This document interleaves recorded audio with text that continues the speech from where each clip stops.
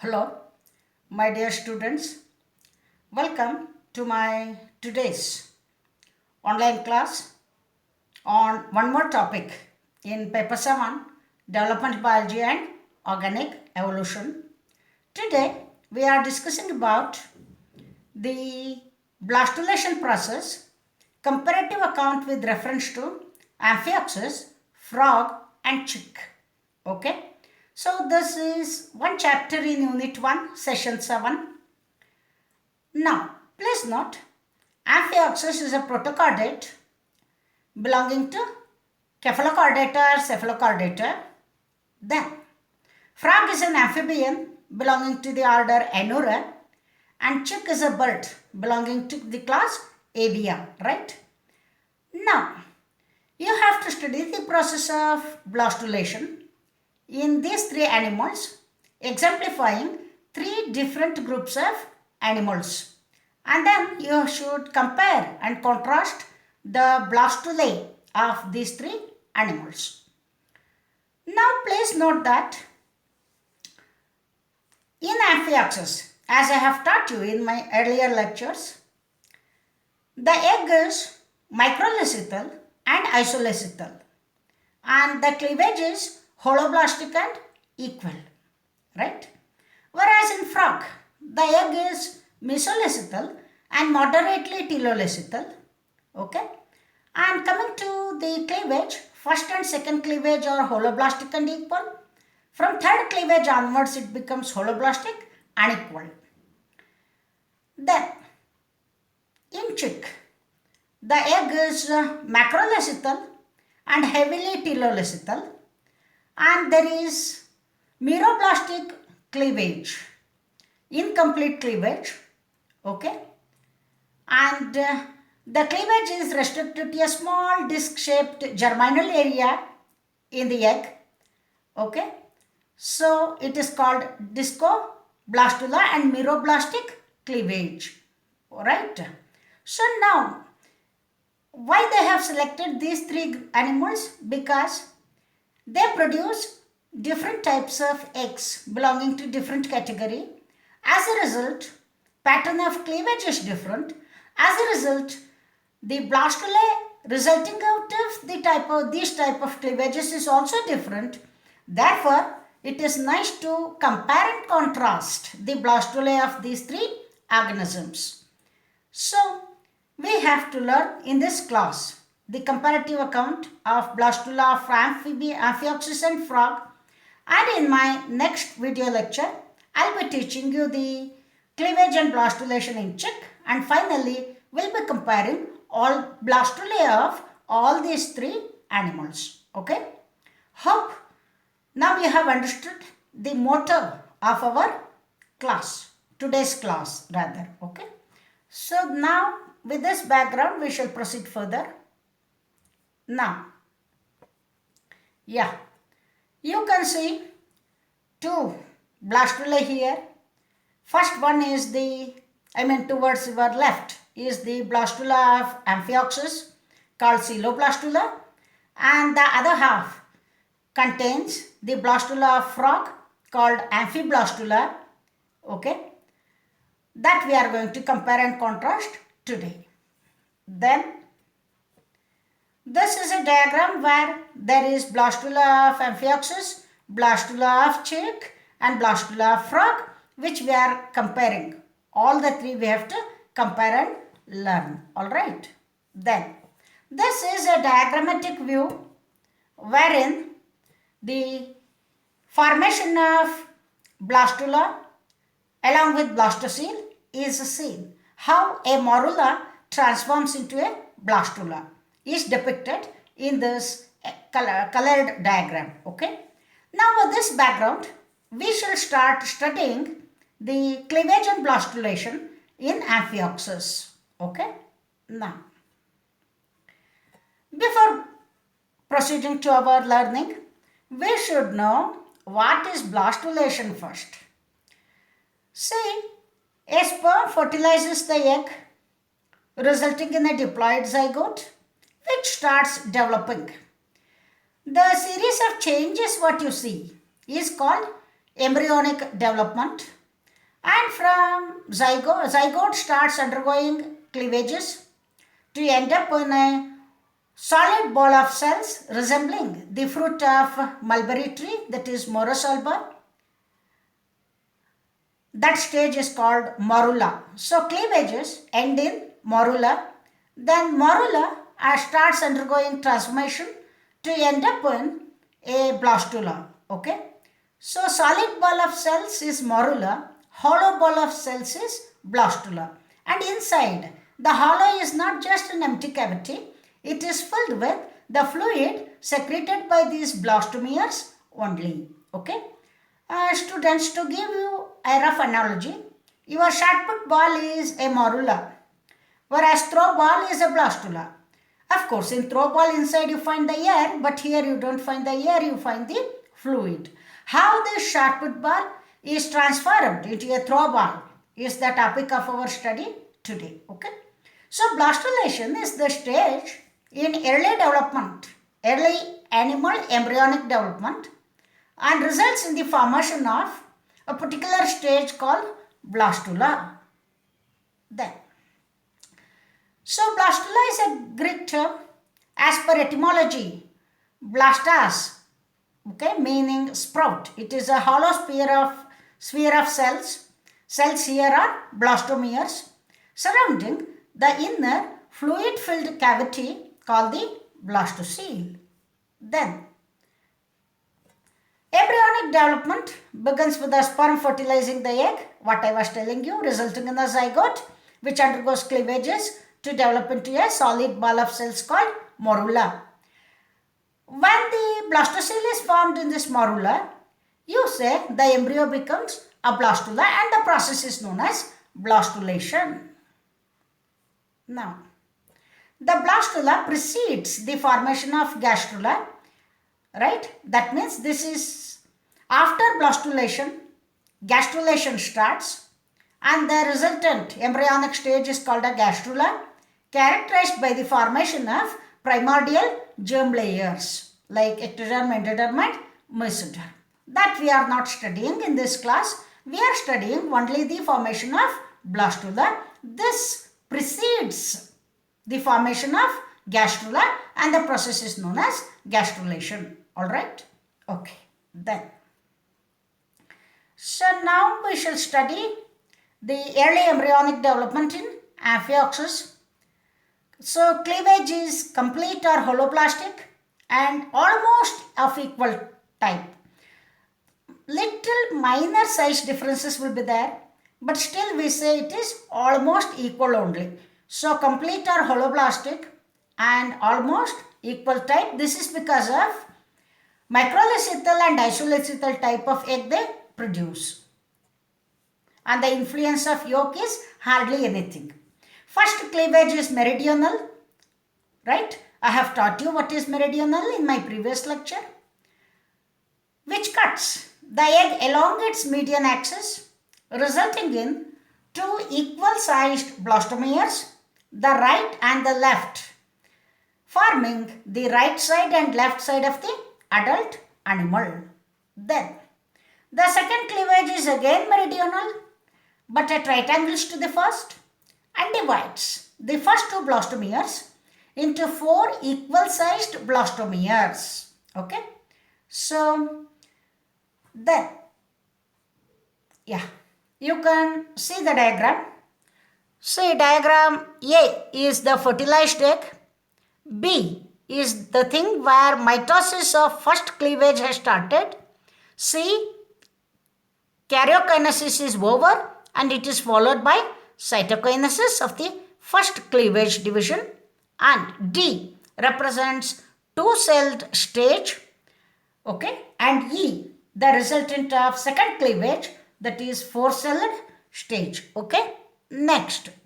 So we have to discuss about the third division, that is horizontal, unlike the first and two, passing just above the equator, forming four upper smaller micromeres near the polar body, that is towards animal pole, and four lower larger macromeres at the vegetal pole. There is minor size difference. Please note the students. It is almost equal, but minor difference is there because cleavage plane is little above the equator. Okay, therefore you get upper tired cells as smaller cells and the lower tired cells are larger cells. Okay, then fourth cleavage is again meridional, cutting the 8 blastomeres synchronously, okay, resulting in 16 cells, 8 micromeres in the animal pole and 8 macromeres in vegetal pole. Okay, so this is G, figure number G. Then the fifth is again latitudinal or horizontal and synchronous, resulting into 32 cells arranged in 4 tiers, that is figure H. Alright. Then the sixth cleavage is again meridional and synchronous, producing 64 cells I. Okay. So I have shown here the different cleavage stages and the last diagram represents the blastula. Alright. So now later cleavages are not synchronous. Okay. The blastomeres remain loosely packed and form the morula. Okay, resembling the fruit of a Morula tree. But in the next step, a semi-fluid material accumulates in the center of the morula. Okay, then it pushes the blastomeres outward. See, what happens is, imagine a solid ball of cells consisting a number of cells. These cells or blastomeres start secreting some fluid, okay, towards their inner surface. So this fluid will start accumulating in the center. Alright. The moment the fluid start accumulating in the center, the blastomeres are pulled outwards. Okay. So during further cleavage of the morula, so that they become arranged in a single layer called blastomere. Okay. Enclosing a central fluid-filled cavity, the blastocele. So please let me repeat. It pushes all the blastomeres outside. The moment the fluid starts accumulating in the center, the fluid pushes all the blastomeres outward during further cleavage of the morula, so that they become arranged in a single layer called blastomere, enclosing a central fluid-filled cavity, the blastocele. The embryonic stage is called the blastula, and a fully developed blastula of Amphioxus is called the coeloblastula. Okay, if the blastocele is present in the central region of the sphere, then you call such blastulae as coeloblastulae. And here this is the case. Therefore, the blastula of Amphioxus is called coeloblastula. Okay. Whereas the blastula of frog is called amphiblastula. You can get a question like this. Compare and contrast a coeloblastula with that of a amphiblastula. That means you should compare and contrast the Amphioxus blastula with that of the blastula of frog. Then, so now the cells at the vegetal pole of the blastula are larger than at the animal pole, and the blastoder is therefore thicker at the vegetal pole. I told you cleavage is holoblastic and is almost equal. Almost equal means little unequal. The cells of ventral or mesodermal crescent are smaller sized, spherical amoebocytes. So this is how the fully developed blastula of Amphioxus looks like, what I have shown you in my previous PPT. Now keep this in your mind. this Illoblastula, repeatedly I am telling, is the outcome of microlecythal, isolecythal egg, right, with holoblastic almost equal cleavage. Now, keeping this in mind, we shall study the embryonic development of frog, an amphibian. Please note the egg here is mesolecythal, right, and moderately telolecythal, right. The first two cleavages are holoblastic and equal. From third onwards, it becomes holoblastic unequal because of the yolk. The blastocele is shifted more towards the animal pole. Please note. Yeah, now we shall study one by one what exactly happens during the embryonic development of frog. So when sperm fertilizes the egg, streaming movements are set up in the egg and results in the distribution of materials. So in a fertilized egg, three regions can be seen. An upper animal hemisphere, popularly called animal pole, which is pigmented, and a lower white vegetal hemisphere or vegetal pole, right, which is the third one. Then between the two hemispheres there is a small region, okay, with no pigment, called gray crescent. In fact, gray crescent is the place which represents the point diagonally opposite to the point of sperm entry during fertilization. Remember this. So you have three regions in the fertilized egg of frog: upper pigmented animal pole, lower white colored vegetal pole, and in between a small area with no pigment called gray crescent. Now, yeah, here you can see. Now let us study the cleavage or segmentation, where I have shown the stage 2 and stage 3. Stage 2 is 1 hour post fertilization stage. Stage 3 is first cleavage, that is 3.5 hours, 3.5 hours hours after fertilization, and that is posterior view. Okay, now let us see. 2 to 3 hours after fertilization, the zygote begins to divide. Alright. The repeated division in the successive fashion is known as cleavage or cellulation or segmentation. Different textbooks use different terminologies. Then, division is mitotic, of course. In cleavage you find mitosis, never meiosis.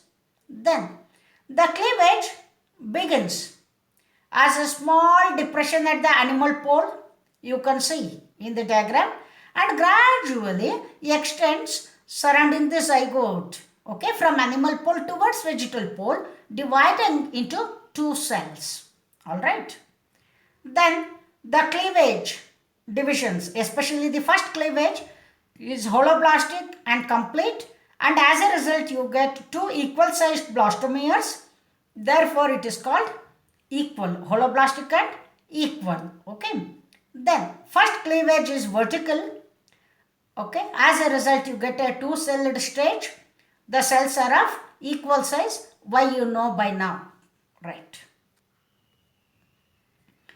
Yeah. So here what I have shown is stage 4, second cleavage of 4.5 hours, 4.5 years later fertilization. Next one is third cleavage, 5.4 hours, 8-celled stage. Okay. So here I am showing the second and third cleavages. Okay. Let us see the description. Second cleavage is also vertical but right angles to the first one and forms 4-cell stage, holoblastic and equal. As a result you get 4 equal sized daughter cells or blastomeres. Okay. Then third cleavage is horizontal, and please note the plane of the cleavage. It is above the equatorial line, forming 8 cells in 2 tiers of 4 cells each. The upper tier consists of 4 small sized, comparatively yolk free micromeres in the animal pole, whereas 4 lower cells are heavy due to the presence of yolk.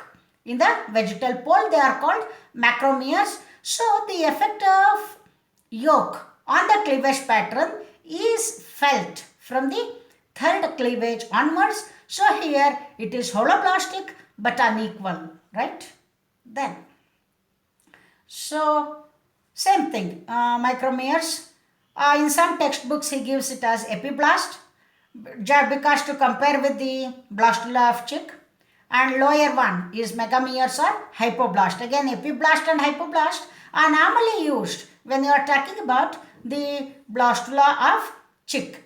Anyway, we have to compare, not just remember, micromere layer is epiblast, megameral layer is hypoblast. Okay, then next is 32 cell stage, right? That is the Morula stage. Fourth and fifth cleavage are also vertical, forming 16-celled zygote. This division is followed by 2 horizontal cleavages, one towards animal pole and the other one towards vegetal pole, resulting ultimately in 32-celled stage, right? Fifth cleavage. So this is almost 7 hours later fertilization. Okay.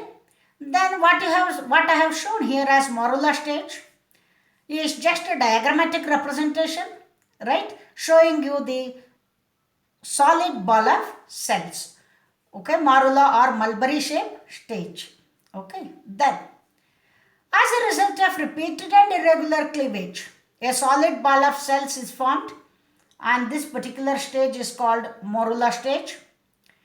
One hemisphere of morula is composed of large number of small black and yolkless cells called micromeres, and the other hemisphere is composed of fewer number of large white and yolk-laden cells called megameres. This I have told you already. Then the blastula of frog, which is called amphiblastula, looks something like this. So the first diagram, which is labeled as A, right, it shows the polar view, right, whole view, okay, whole mount view, and the other one shows the LS, longitudinal section or vertical section, showing the eccentrically placed blastocele being filled with the fluid, right, secreted by these blastomeres only. Then, so the micromeres, because they are yolk-free, you have already learned the laws of cleavage. Such yolk-free cells divide more rapidly than megameres, which result in the formation of small fluid-filled cavity, right, called blastocele or segmentation cavity. So, as a result, as I was telling you in the description of blastulation of Amphioxus, the cells are moved apart, moved outwards. So the fluid starts accumulating, right? Then, blastocele is eccentric in position, not in the center. And such a blastula is called amphiblastula. Please note, in Amphioxus it is coeloblastula. In frog it is amphiblastula, right? Now, the floor of the blastocele is composed of layer of yolk-laden megameres, while the roof is composed of 2 to 3 layers of yolk-free micromeres. Then, in this stage, early presentive areas can be differentiated by staining techniques. There is a separate chapter on fate maps of these embryos, where you will be taught how these fate maps are written, right? What are the methods to find out the fate of each of these cells. That is a separate topic that you will learn in a different chapter. Now, this is a plate showing you the blastula of Amphioxus and frog in comparison. So, microlecithal egg, isolecithal egg, yolk is less, interference of yolk on cleavage pattern is less. As a result, you will get a coeloblastula in case of Amphioxus, whereas in frog, it is mesolecithal egg, moderately telolecithal egg, It is amphiblastula, right? Please note the position of blastocele. It is central in Amphioxus, whereas it is eccentrically placed. Blastocele is eccentrically placed more towards animal hemisphere, right? Because of the larger yolk-laden macromeres more towards the vegetal pole, the blastocele is shifted more towards the animal pole. This is how you have to compare and contrast the blastulae of Amphioxus and frog. Coeloblastula versus Amphiblastula. Okay. Then, my dear students, these are few references, textbooks as well as the web source, and then here are few questions for you to answer. Right? You can take a blue book and start answering then. So it is the time for me to wind off my class. Okay. Thank you so much for your patient listening. We will continue our class in the next video lecture on blastulation. Till then, stay blessed.